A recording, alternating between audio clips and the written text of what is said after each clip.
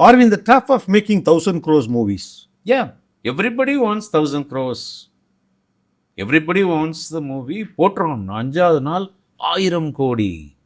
அது கலெக்ட் ஆகுதா இல்லையான்னு கேட்காதீங்க. அதில் மெஜாரிட்டி வந்து ஹீரோவுக்கு சந்தோஷப்படுத்தினா அடுத்த படம் கொடுப்பாரு ஏதாவது ஒன்று. இப்படி தான் மெஜாரிட்டி போடுறாங்களே தவிர அது தனியாக அது வேறு டாபிக் டோட்டலாக.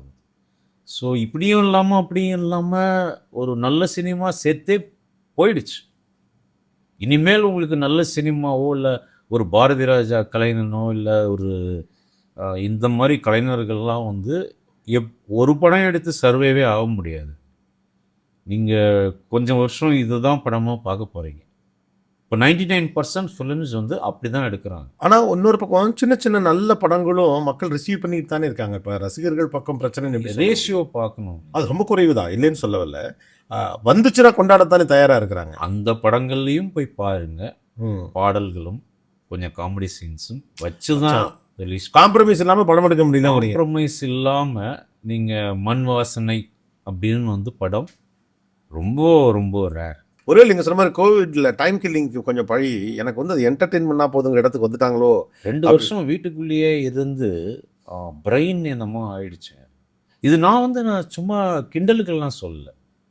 நான் வந்து என்னதாண்டா ஆயிருக்கும் ஒரு சொசைட்டியில் அப்படின்னு யோசித்து பார்க்கும்போது எல்லாருமே 2 வருஷம் வந்து வீட்டுக்குள்ளே போட்டு அடைச்சிட்டிங்க.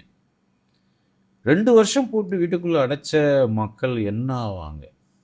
ஃபர்ஸ்ட் ஆஃப் ஆல் நம்ம வந்து ஒரு சர்க்கிளோட இந்த இடத்துல இருக்கமா, இது உடஞ்சி நல்ல படங்கள் வரதுக்குன்னு எத்தனை வருஷம் ஆகும்னு நினைக்கிறீங்க? ஏன் ஆயுட்காலத்தில் வராது. என்ன இந்த ரேஞ்சு சொல்கிறீங்க? ஸோ தெரியலன்னு தான் சொல்லுவேன். ரொம்ப கோபமாக இருக்கீங்கன்னு நினைக்கிறேன். கோவமே இல்லைங்க, எனக்கு கோவமே வராது. அது ஏன் எல்லாம் கோவமாக எடுத்துக்கிறாங்கன்னு எனக்கு தெரியவே தெரியாது. இது ஆதங்க ஒரு விஷயத்தின் மீது நமக்கு ஒரு தீவிர பிரியம் இருக்கப்போ அது கண்ணும்னால அடிபடுறது மனசு வலிக்குது. அடிபட்டு செத்து போச்சு, லாரி ஏறிக்கிட்டே இருக்கு அது மேலேன்ற போது வலிக்குது அவ்வளோதான்.